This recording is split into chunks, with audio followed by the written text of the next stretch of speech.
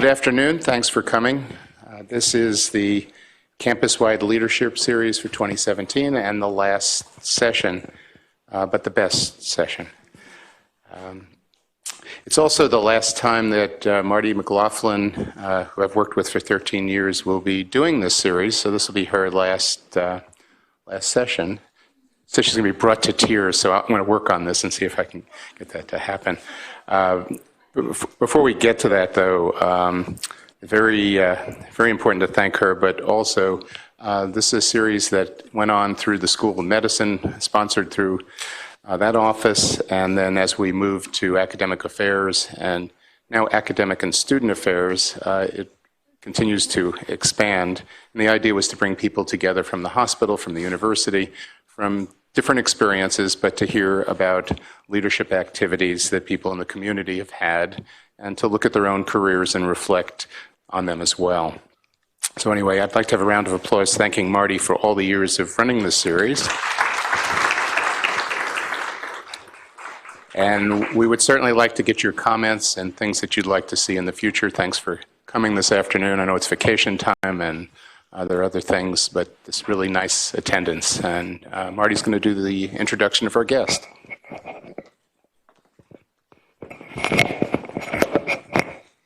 Well, in picking speakers over the years, many of you have heard me say this before, I look for the unusual topic or the unusual lesson that we can learn from a leader that's out there. And Marge brings a couple things to the table today. Starting in a clinical environment as an occupational therapist, I think I've sent it out this morning wrong in saying it was a PT background instead of an OT. Anyway, practicing, as an occupational therapist and then getting into the management side of that, and then getting into business ownership that started really small as new businesses do and growing it to this mammoth thing that she's now in the middle of selling and is going to close at the end of the month. So she's now come full circle in all kinds of options in careers and what you can do.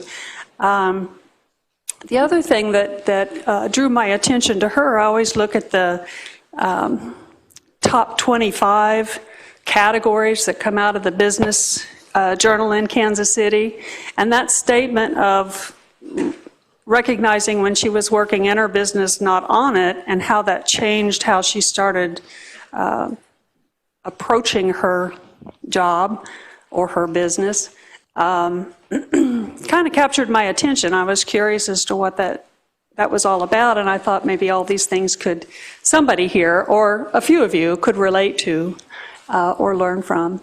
Anyway, Marge, they already have your bio, and I don't believe in reading to adults, so thank you for coming. This is late in June. We've never done anybody this late before, but all of you, thank you for coming out. I'm curious, how many students do we have in the audience today? Okay, good. All right.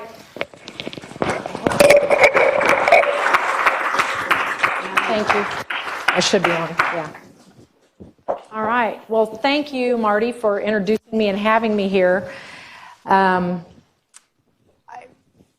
When she asked me to come and I started thinking about, reflecting on my 30 years of professional life and how leadership has impacted me, it ended up being just an interesting reflection on my part. And then trying to put it into an hour, I thought, oh gosh, first I thought an hour seemed like forever to talk about this topic, but ended up filling it up pretty quick. So hopefully I won't go down too many rabbit trails talking about things that mean a lot to me, but can bring you all at least a few takeaways, both from just how my career path went and what I went through and some challenges that I've faced over the years, as well as just I'm going to talk a little bit about what has been important to me as a leader, because you cannot have a great company without having a great leader, in my opinion. And I by no means call myself a great leader, but I work really hard at it every single day. So I hope that something that I say today will be meaningful to everyone here. All right. So I had to start off with a slide for this group here. I was born and raised, a little bit about me, I was born and raised in Lawrence, Kansas. And for medical students in the room, I kind of joke to other people, I bleed red and blue. Literally, both my parents went to KU back in the 1950s.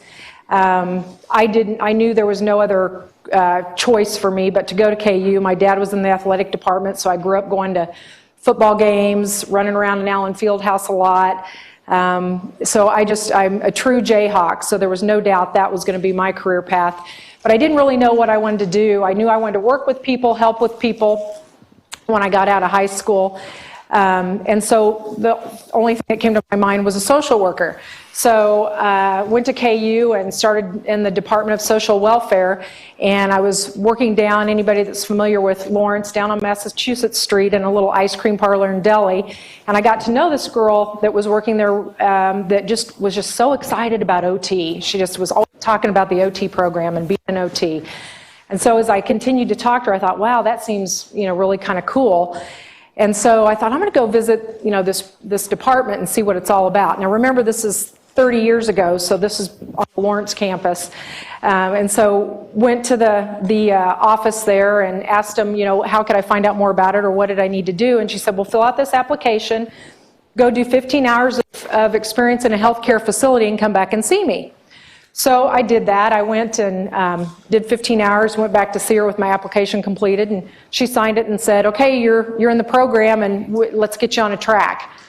So a little different than what you all experience today, when you have to be the top of the top of the top of the class, and you go through interviews and maybe try 2 or 3 times, etc. So it was a little different world. And I was one of the last, I think second to third before the last class that actually OT was still totally on the Lawrence campus. So I didn't get the opportunity to be on this campus at all. And I do have to just mention real quick, besides my parents going to KU, I'm graduated from KU. I've got a daughter working on her master's, and I have a son-in-law in the audience right now that's in just finished his 3rd year of med school. So we'll continue to be true Jayhawks forever.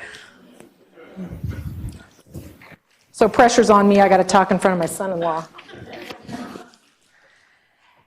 All right, and I kind of mentioned a son-in-law. I have 2 grown daughters. I've been blessed with 2 healthy granddaughters, and both my girls are married. Neither one went to KU. They both were Baker grads, Baker University, but that's a little bit, I guess, about my personal life. I still live right outside of Lawrence and have pretty much commuted to Kansas City my entire career, except for my time that I spent at Lawrence Memorial. So I'm going to talk a little bit about my journey, and within my journey I'm going to try to talk a little bit about the leaders that I worked under, because I really feel like that's what my foundation was and helped me grow as a person and understand my career path and who I wanted to maybe model after and who maybe I didn't want to model so much after. And so I guess I say that in that, looking back now, I reflected on that, but just take every opportunity you can to learn, whether it's from those that you're not that crazy about how they're leading a group or a meeting, or they're your superior, as well as those that you really like, because you can learn from both, that's for sure. Those that are a little bit older in the room and have been around Kansas City a long time, my career path started out at Bethany Medical Center. It used to be over in Kansas City, Kansas, off of 12th Street. There were not very many job openings when I got out of school, so I just was very excited to get into a hospital and start my career there.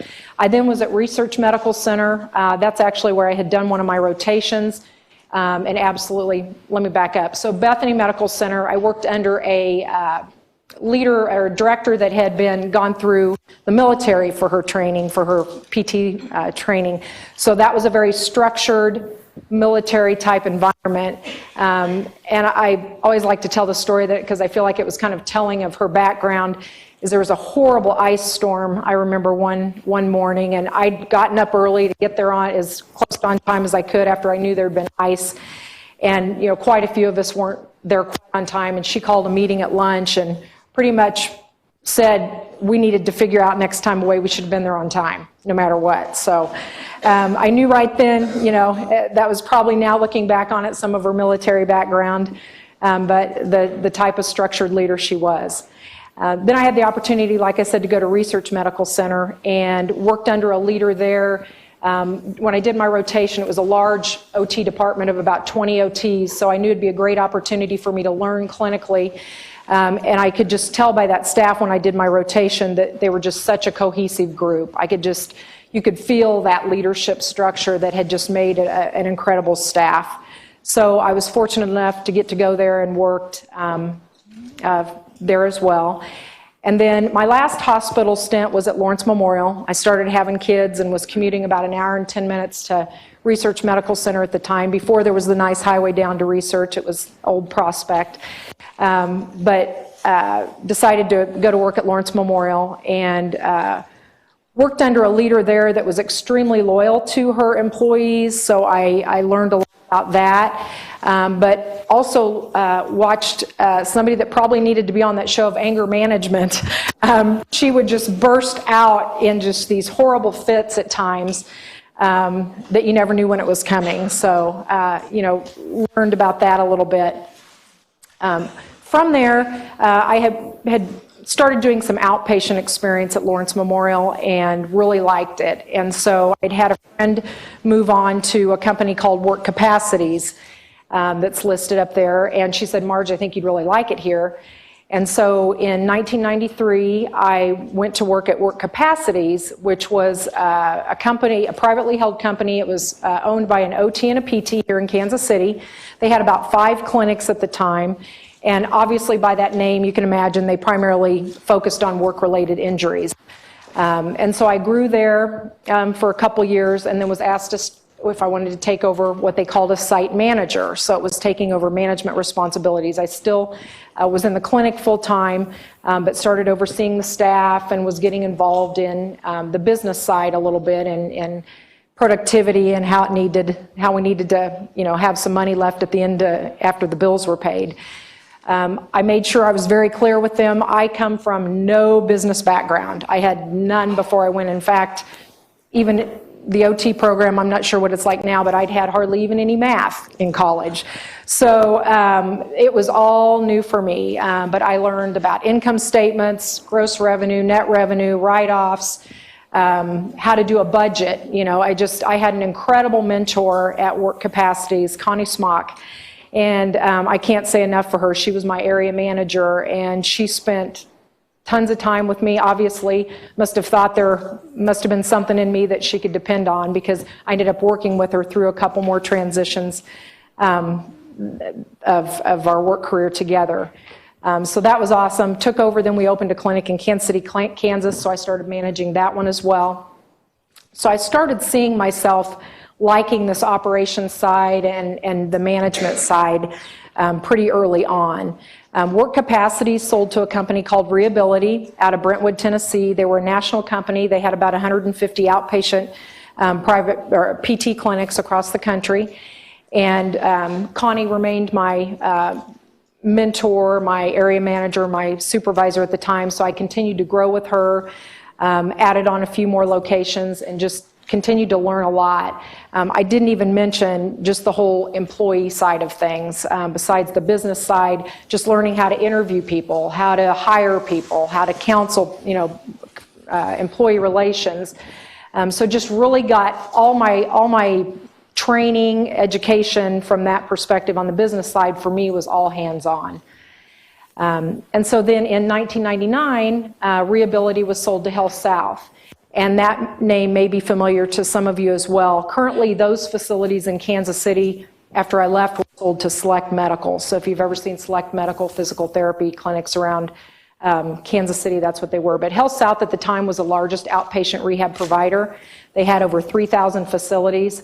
So I went from working for a company that had about 5 or 6 clinics to 150 clinics to 3,000 clinics. And Health South is publicly traded. And so learned the pressure that is put on those individuals that were CEOs and the higher ups of Health South. You know, metrics were not that metrics weren't important in the other two companies I worked for, but metrics, bottom line, I really learned what that meant when you work for a publicly traded company. So that was an awesome experience. I learned a lot of good things from that, a lot of things that I wouldn't want to, repeat myself as a manager or a business owner. And then in 2005, there was a PTATC that I'd worked with at Health South that had gone to work for a company called Nuterra. And Nuterra is a company, they had started back in the late 1997, and they partnered with surgeons to open surgery centers, or ASCs as they're known. And so the partnership was they both had equity ownership in the surgery center. The surgeon's job was just obviously to do surgeries and bring the volume or bring the patients there to do surgery. And Nuterra's part of the relationship was to do all the management, all the business side. So everything from the development all the way up. So they did, from the bricks and mortar, all the equipment, hiring all the clinical staff, and then managing it after it was developed. And it was a great relationship for surgeons. And so this PT that had gone to work for them thought, this would be a great model for physical therapists that want to go into their own private practice.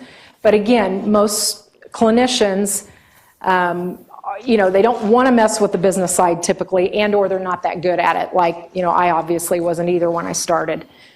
So they piloted a couple clinics in 2004, went really well with a couple PTs. And so in 2005, they broke a subsidiary company off called, at the time it was called Nuterra Physical Therapy, but since then we've rebranded to PT Partners or Physical Therapy Partners. So they asked me to come on board as COO. We had a CEO and an accountant that they brought over from the surgery center side. So there was just three of us that started this company and took it from there.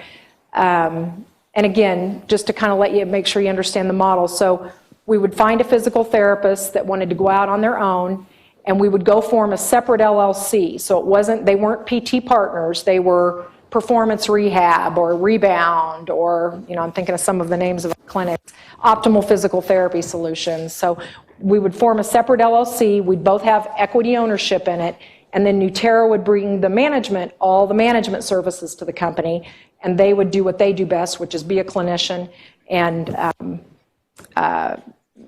bring the referrals in the door, build those relationships in the community. So we were kind of behind the scenes for all these clinics. In 2007, the CEO decided he was actually commuting over here from Columbia every week for those 2 years and decided it was just too much. So he stepped down, and that's when then I was promoted to currently what I am today, which is CEO of PT Partners. We went from, when I got there, we had, like I said, the 2 or 3 piloted facilities that they'd done. We now have 54 facilities, and we're in 8 different states. So that's my background. I thought next, one thing Marty brought up was just maybe talk a little bit about the challenges I've had. And so I tried to think, obviously we all have challenges every single day, including just getting up out of bed, right? But in my career, there's been kind of some ongoing challenges that I just thought I'd maybe mention that, again, might resonate to some of you. In fact, I just had a conversation with Jenny, the gal that's taking over for Marty regarding work-life balance. And she called it a blend. She goes, I don't know if it's a balance, I think it's a blend.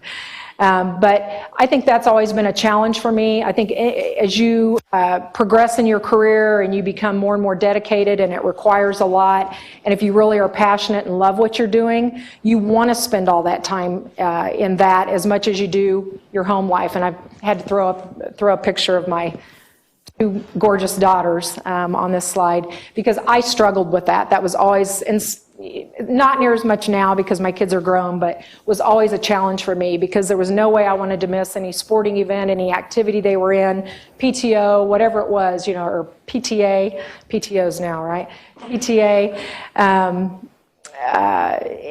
But then I had to balance that with, there was so much I had to be doing at work. And I was still, as I said in my early career, still a clinician full time. So most of the business side that I did was the weekends, evenings, et cetera.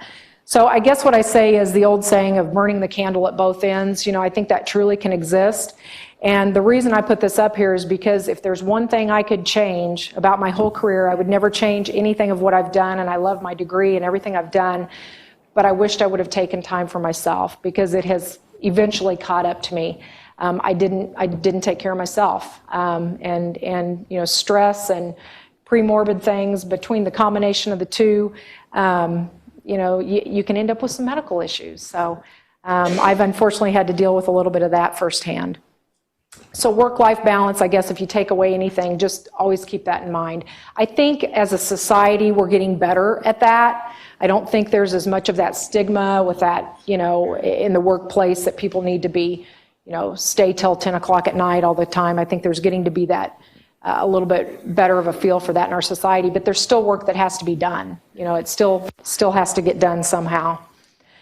So that's my 2 cents on work-life balance.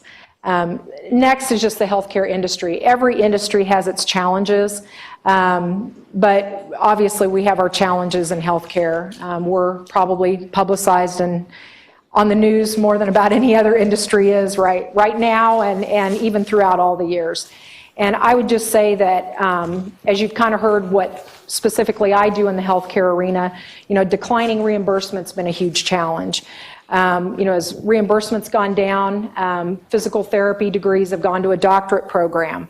OTs are now at a master's program, and most of them are getting a doctorate. So our entry-level employees are coming out at a lot higher rate, and so reimbursement's going this way, and in a PT clinic, typically salaries are your highest expense. So figuring out new ways to be efficient and running a business successfully continues to be quite a challenge. And then with that is just all the changes, healthcare reform. I just kind of bucketed it in one huge area. And this is where I wanted to take a minute and just kind of talk about what I've had to do as a leader to strategically think about moving our company forward.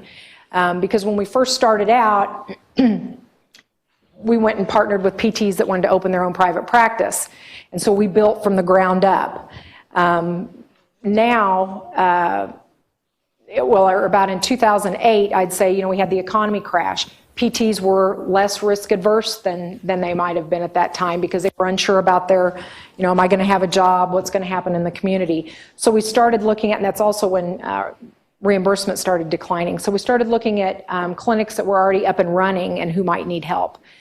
So we got into more what we call acquisitions. So we started partnering with therapists. We call them mom and pop shops, for lack of better words. But typically it was possibly a husband and a wife or a husband and relative that one was a clinician, the other one had been doing the books all these years. It was getting much harder to bill. There was all these new rules. Money wasn't coming in. And they really needed a partner like us. So we changed our strategy. Instead of being just going after a therapist that wants to open their own private practice, we changed to let's look at currently existing facilities that might need a good partner to help them navigate healthcare. And then following that, as a lot of people in the room know, has been a huge move that a lot of independent physicians are now employed at hospitals. As you probably, obviously in this atmosphere, there's a lot of physicians here, and there's a lot of communities that 75–80% of all the physicians are employed by a hospital system. Well, that's a physical therapist referral base. So, obviously if a physician is now aligned with the hospital, they're going to align with all the services that are provided by that hospital. I then had to look at, okay, what are we going to do now? How do we capture our referral base at this point? So we looked at ways to partner with hospital systems.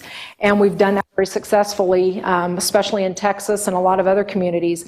Basically, that independent private practice is now a staffing company, and the hospital now owns and operates that off-campus facility. So it's another hospital outpatient department, which KU has done obviously very well. You guys there's satellite clinics and locations all over the place. You can do the same thing with physical therapy. Because if you think about it, somebody might come to this main campus to have a surgery, or obviously come here if they're very sick and they're in the hospital. But most people, if you've got to go to physical therapy 3 times a week, for a month, you don't want to be driving 30 miles to go do that. You want to go do it either close to where you work or close to your home. So that was then a direction we went. And then last, the most recent strategy we've had to come up with is, as you've seen everywhere, there's a huge consolidation going on. There's a consolidation going on of, if you look at AT&T, they're buying up all the small people. Well, it's happening in the physical therapy space. The large private equity companies are getting very involved in PT. The national companies are just going in and offering PT clinics to buy them out. And there's a lot of really quality independent private practitioners that don't want to do that yet. So we really spent a lot of time looking at a consolidation model. And so now we actually go into communities and we look at these two clinics that were competitors, and it's like, okay, how can you work together? Let's look at how we can all work together. Whether the end goal strategy is all of us together we sell, which then it's going to be worth more money to go sell to somebody if there's a bunch of clinics versus one. But also, now we've got locations all over the community. We can go to a large employer. We can go to the payer that's doing bundled payments now. If we go into pay for performance or risk share strategies that are coming, or we think are coming, that's what they're saying. We've now got a big group that we can have, one source that can, collect all that data. So again, just as a leader, you've always got to be looking at what's coming next. And so I just wanted to take a few minutes to kind of talk about that. If those companies you've seen, that if you try to think you're going to sit here and keep doing the same thing forever, you're going to get lost in the dust, because pretty much if you're not changing, you're dying, right? If you're not growing, you're dying. So that's a little bit more about what I've done with the company that I work for today, after I got out of the weeds, which I'll talk about here in a little bit. Just want to make mention, this could probably go number one. Pretty much when I talk about leadership over the next few slides, our employees are our biggest asset, they're our biggest investment, but they're also the biggest time commitment and can be the most challenging. And there's just a lot that can go behind that, but just bringing that up that's just an ongoing large challenge for anybody that's in a leadership or responsibility role. And then I wanted to mention what we call fierce conversations as being challenging for a lot of people. Fierce conversations isn't that you get mad and get angry with somebody, but after I got to Newterra, one of the things they were really good about was bringing different leadership strategies to our company and giving us all the opportunity to learn about it.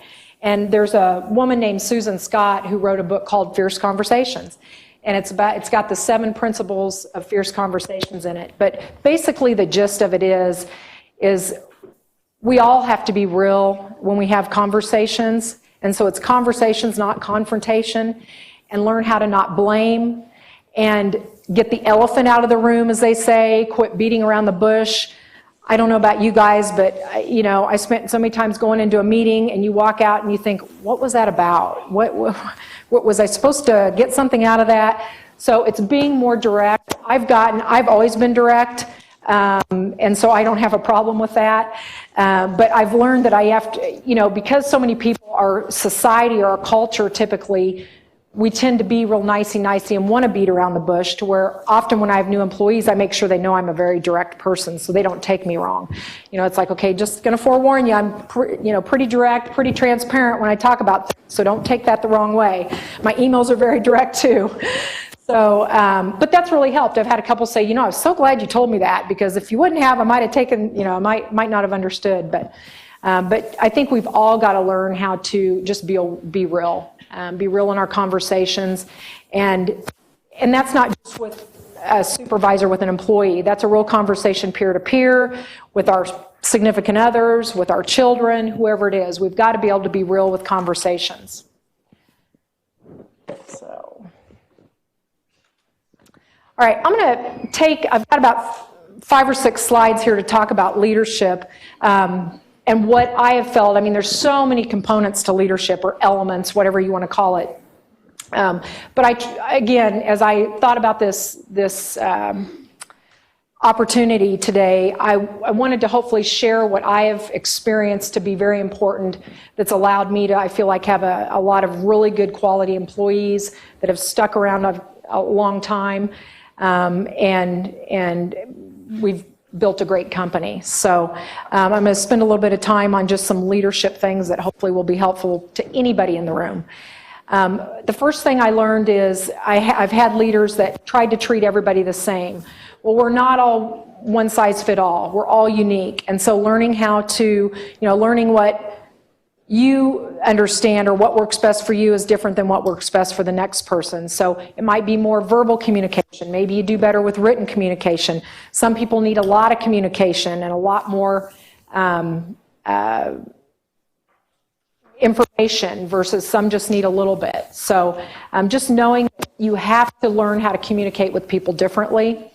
Immediate feedback. I used to be, I remember learning that from my HR folks, and I'm not knocking HR folks, but we'll write all those things down, and at the semi-annual review, and then at their performance review at the end of the year, then you talk to them about all those things. No. Give people immediate feedback. I mean, what kind of relationship did I just establish with that person if I knew all these things that happened 9 months ago and I didn't say anything? So I just think it's extremely important, both positive and I don't use the word negative, things that people need to improve on, both of them. You share both of those immediately with people. The next two things on here, again, trying to give you a few things that maybe you don't know about. Do you guys, I don't know if the university here does anything to do with Studer, or has anybody heard of Quint Studer? Okay. Was it from a hospital experience? Yeah, a different hospital? Yeah. So he has been really big with his platform on leadership in hospitals. And it goes all the way down to scripted, how you communicate with every patient. It's a very detailed program. And I had the opportunity to actually go hear him in Boston, and he's an awesome speaker if you ever have the opportunity to hear him. But he's got a couple books that I've read. One was called Straight A Leadership, and there's another one called Hardwiring Excellence. But one of the things in this book is what he calls rounding.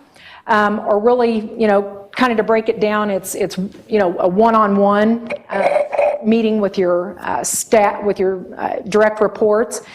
And so, but it's different than having that monthly meeting with somebody that you're talking about what they're doing, what's work-related. This really isn't related to their job performance. It's about them and what they need.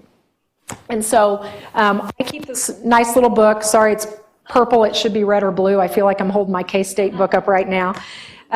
But all these little markers are my employees, my direct reports that I meet with every month. So when I meet with them, what this meeting is about is what Quint says is the first thing you need to do is talk a little personal with them. Some of my employees don't share a lot of personal stuff. So if they don't share anything personal with you, you see their desk, they've got something probably posted, or you get a feel for them.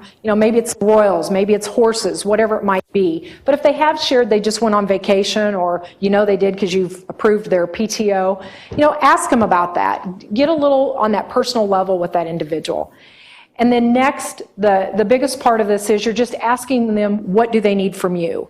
We're obviously in a huge technology world. Is there anything going on with their software? Is there anything going on with their equipment they use? Whatever it is, just is there anything you need from me? Open that door to where if they've got something that's not helping them achieve their daily tasks that they do, they've got the opportunity to ask. And then usually the other thing Quint says, I'm not as good about always ask this because it can get a little mundane, but it's always like, is there anybody that's really stood out to you in our company lately that I ought to recognize? So it gives people opportunity to think about what other people are doing really well. So I've continued to do that at least 5 or 6 years ever since I learned about that from Quint. And then next, another thing, has anybody heard of the Colby Index? Did somebody raise their hand? Yes, awesome. So I'm going to go ahead and go to the next slide before I start talking about it, because I've got a couple slides on the Colby, because this just gets me all excited. It's just been such a huge impact for me throughout my career. Again, after I got to Newterra required all employees to take the Colby Index. And I remember when I heard I had to get online and take this, test, I thought, oh God, are they looking at my personality? Are they my IQ? What are they doing? So it kind of freaked me out. But the Colby Index is 36 scenarios. And what it's looking at is how do I approach my work? If I'm approaching my work in the way that's the most natural for me, how would I do that? And so what it does is it gives a scenario and then it gives 4 different answers or 4 different responses. And so you answer twice for each of the 36. One is what I would most likely do and what I would least likely do. And so then you get done with that and it ends up putting you, which my next slide will show this, we all have these on our desks at like I said, I call it Newterra. We have a huge corporate office and then it's got individual companies in it. So we all have our Colby Index on our desk if we so choose, to where when you walk in, usually after talking to somebody, if you don't know them that well, you've kind of figured this out anyway after you know it.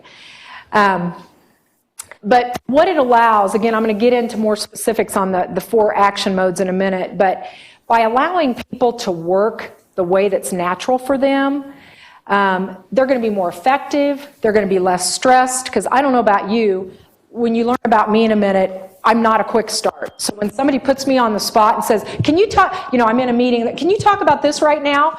I'm like, I need to get my facts and I need to, all these things. I can do it, but it's going to stress me out. I mean, if Marty would have approached me yesterday to come talk today, that would have stressed me out. I could have done it, but it wouldn't have been my natural instinct of how I currently work. So this has just been really incredible to understand. We think, we feel, we do. Well, this is the do part, if you've ever heard of that. It just allows relationships to improve when everybody kind of understands that we don't all have to approach work the same. And people quit forcing people to do things the way they do them. And reading back over some of this, it made me think back on, I can remember, when my daughters, I don't remember myself feeling this way, but when when you first had to do your group assignment in junior high or high school, and they made you go in a group and you had to present together. I can remember one of my daughters coming home and she was so angry because so-and-so in the group didn't want to do it the way she wanted to do it. We needed to do this, this, and this. Well, now looking back on that, it's because so-and-so probably was a quick start and she was a fact finder or whatever it might be. So it's been very interesting to it really allows people just to work much more effective as a group. And if you really dig into this, and you guys have a handout, right? So you have a handout, I think it's behind my bio probably. It has a front and back. It gives a little bit more information about the Colby than what I'm going to talk about. And it has a website, so if you're more interested in it, you can go there. I think it's $45 if you want to take the Colby. They also have Colbys for children that you can take if you're curious how your kids, I think you have to be at least 12, but it's very interesting. So one more slide on this. I want to talk a little bit more about this because, again, this has just helped me tremendously in working with, my peers, with, who I report to, and my employees. And I don't want to mess these up, so I'm going to make sure I have this in front of me. So there's 4 action modes, all right? So when you take this index, it's going to score you, and this is mine up there on the screen that you can see. So the fact finder action mode, that's how we deal with info and data. Follow through is how we deal with organization. Quick start is how we deal with risk and uncertainty. And implementer is how we deal with the physical or the tangible environment. So as you can see, as I kind of already mentioned, I'm very high in fact finder follow through, and I have a lower number in quick start and kind of middle of the road in implementer. Now, before I forget, I want to make sure I say 1 through 10 doesn't mean good to bad. It just means how you approach your work. This is just telling you if you have a high number, that's probably the type of work the way you work. So if you're a 7 to 10 in fact finder, typically these are people that want a lot of information. They want a lot of facts. They're not going to just go straight to the solution or the idea. They got to get all their ducks in a row. These are accountants, these are scientists, researchers, people that work with numbers, teachers. those types of people. Folks that are 1 to 3 in that area, as I just told my story, those of you that are probably 1 to 3 in Fact Finder, we're probably going, just get to the point. They don't want to know all that information. They just want to know, cut to the chase, get to the point. That's somebody that's a 1 to 3 in that. Follow through. If you're a 7 to 10 in follow through, you need a routine. You like a routine, you like process, you like procedures, you're very much in a routine. A 1 to 3 is somebody that probably takes a different route to work every day. They don't like routine at all. Probably kids that didn't do well with sitting in a desk every day at school is 1 to 3 on follow through. People that don't like to sit in an office. They need to, especially now you'll see it more and more, people that want to walk when they're on the phone versus sitting and being focused. They're probably a 1 to 3 in follow through.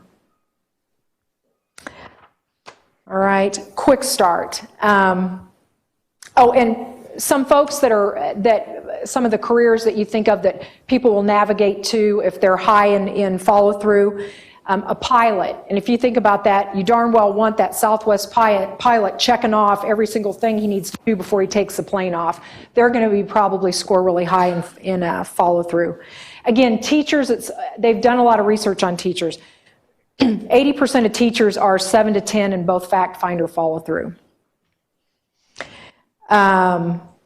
Project managers, I kind of mentioned, I think you get the gist of that. So quick start, a 7 to 10 in quick start, these are people that wing it. They improvise. They have all the ideas, but they don't really want to get to all the gist of how you get there. They just want to give you the idea and you figure out how we're going to get there type people. These are your entrepreneurs. They're risk takers.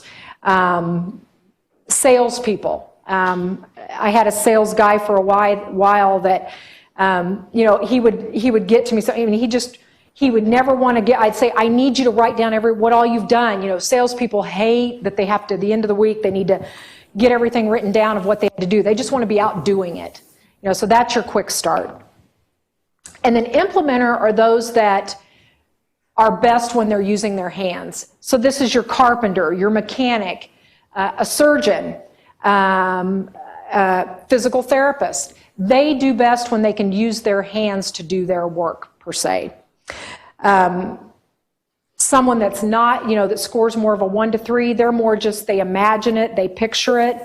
A 1 to 3 needs directions when they're putting something together. A 7 to 10 won't have any parts left and they don't have to look at directions. They just know, they get it. My husband's probably a 10 on implementer because he's just crazy that way. Something breaks down, something happens, he can figure it out with his hands. But you give him a bunch of words or something like that and he's just like, too much. So then it's establishing the balance because I've got investors right now and I've got one sitting in the room that wants all the detail and then I've got one that's a quick start. So typically what's worked well for me is I tend to lean towards more of the quick start method and go straight to this is what it's going to mean to the bottom line. But I've got everything in writing that I can hand the Fact Finder follow through so he can see all the details behind it. So you got to kind of know how to meet in the middle when you've got a mixed group.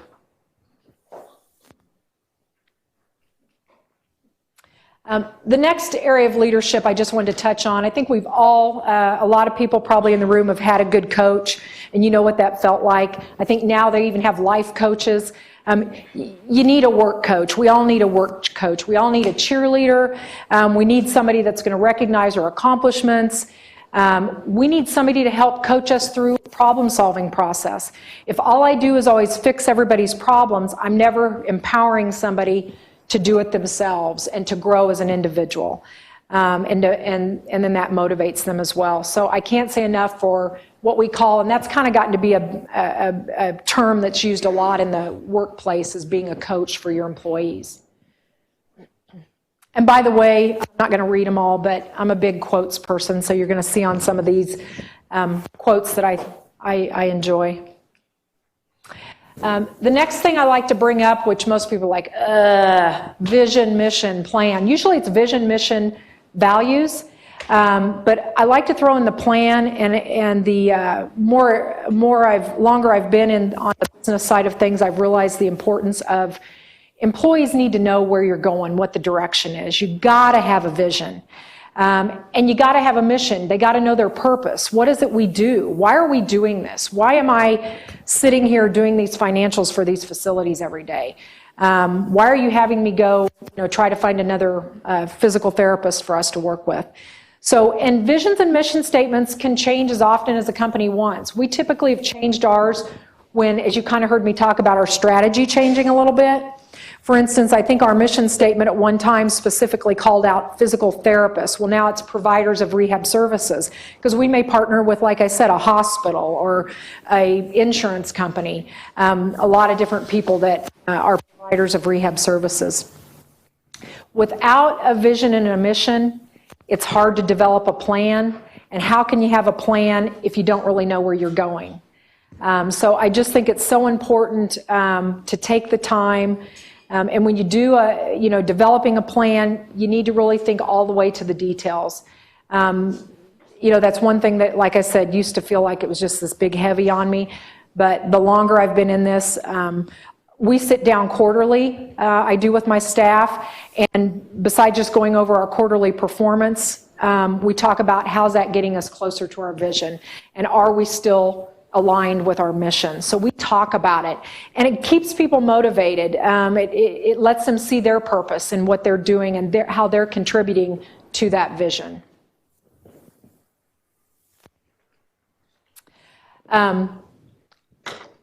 Some people say I'm very passionate about what I do. Passion to me produces energy, so I think that's why probably people say I'm passionate, because I usually show a lot of energy when I'm talking with people and getting excited, especially about what I do. If you're not passionate about what you do, I would just very seriously consider looking at something else to do. Because if you're not passionate, life's too short, for one thing. And if you're a leader and you're not passionate, you're never going to get people to follow you.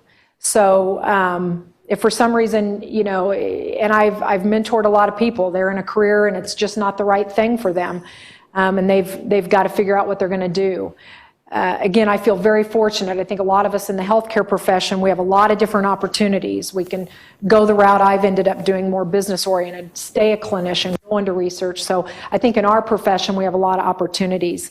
But you've got to be passionate about what you do. That's what's going to ignite others, and it's what's going to produce energy in yourself.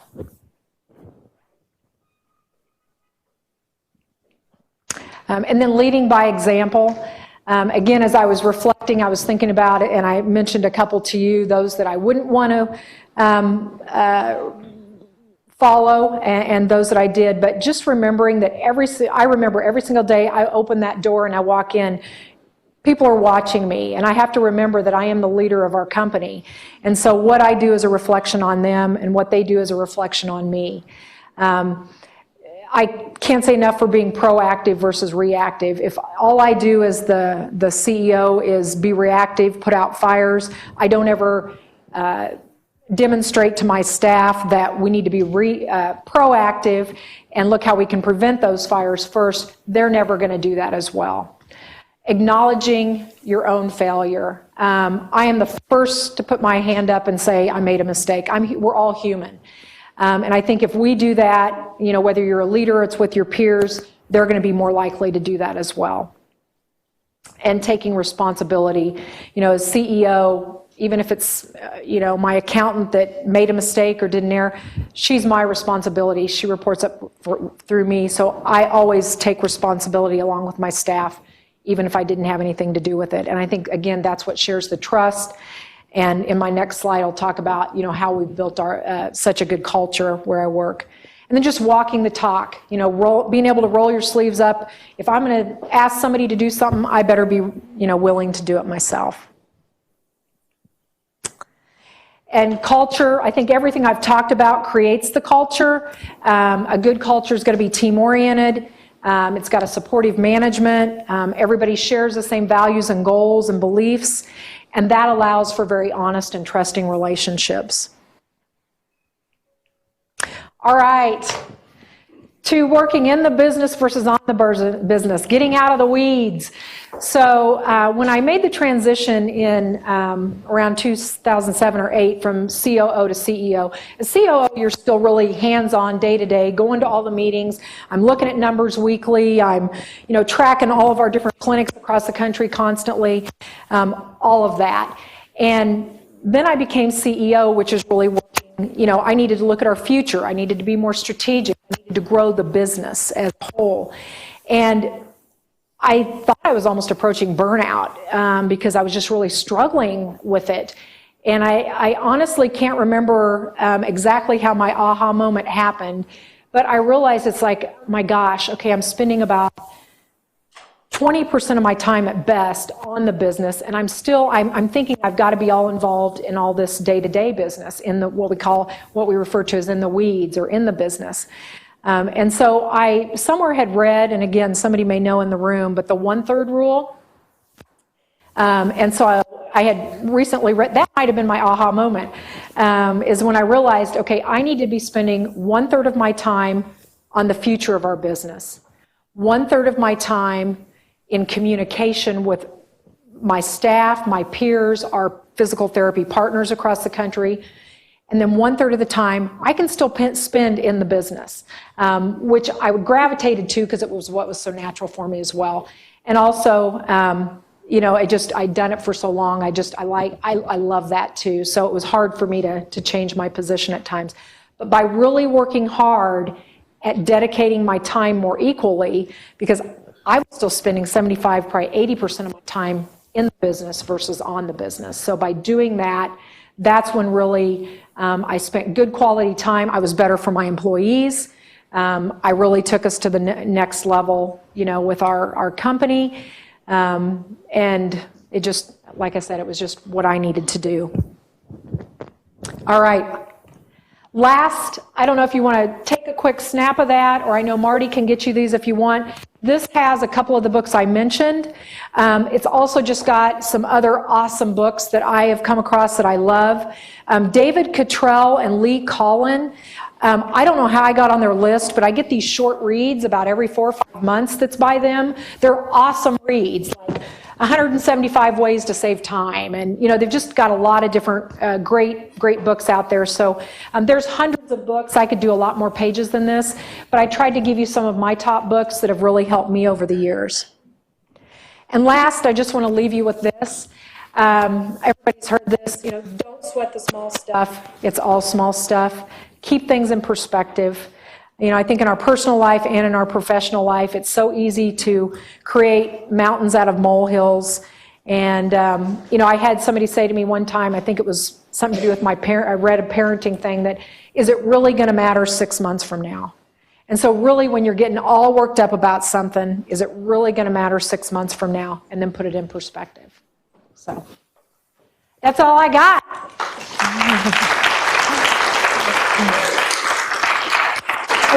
Does anybody have any questions for me? Yes. Working on your business, most of us find ourselves in this situation where you are working with very limited resources, so you're just really a jack of all trades. Right. So you find yourself more and more in the business, as opposed to, has that been an experience of yours, and how have you really managed because that? When I went to CEO, we didn't replace COO. So, yes, I can totally relate. And I think it's rising. You've got to take your, when you do have, even if it's 2 or 3 people, I have what are RVPs. I needed them to rise up into some of the responsibilities that were that COO, so that I could rise up and do what I needed to do from a CEO perspective. So, yes, it can be hard, but I think it's just allowing with everybody you've got, trying to split the responsibilities as much you can, because if you don't have somebody working on the business, you're never going to get any, it's just not going to happen. You're going to feel like you're just going like this. You're that hamster on the wheel. Yes? While she's taking the mic up there, the slides will be on the website probably by the end of the day. Okay. Just have a quick question. The balance between life and work, it's really, it's just hard. I mean, Yeah. how do you, I have heard you learn to say no, but it's just, I don't know. Can you share something additional about that? It's just really hard. Well, I didn't do it very well, so I don't know that I can share that much. I will say one thing that I did do over the years is I can remember on the weekends taking my kids with me up to the clinic when I'd have to, I'd be in my office and they'd be out playing the thing, just trying to almost blend the two when I could at times. But I think that saying no is part of it. Somehow, and I think typically people that are in this career path, that feel that way about both, they're so passionate about what they do and they're so passionate about their personal life, it's really hard to do. But somewhere you have to say no. And it's not just to get sleep, but it's to take care of yourself. We all know we need to be exercising, we got to be eating better, we need our sleep. So somehow figuring out a way to do it. But I wished I could answer it better, but because I didn't do it that well, I don't have that great of answers, except for blending, I think, and that was actually the word that Jenny used to, but I can remember just involving my kids as much as I could on both sides. And I can remember sitting in the gymnastics gym with one of my daughters, sitting there doing chart audits or whatever it might be, so I think just the more I could blend the two, I did that, so.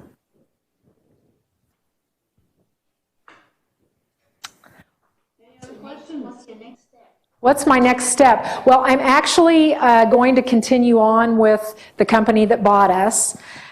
So that's my next step for now, at least through the transition and see how it goes. Newterra has decided to spin off 2 or 3 of their core companies and just focus on one vision that they have that started out more of that ASCs that I talked about, surgery centers, and actually now it's hospitals and some other things. So so I've gone through another transition. The good thing was I'd already gone through it in my prior life, not as a CEO, which has been way different. But yeah, I'm going to stay on board for now. I got about 6 or 10 more years left in me, I think, at least. Thank you.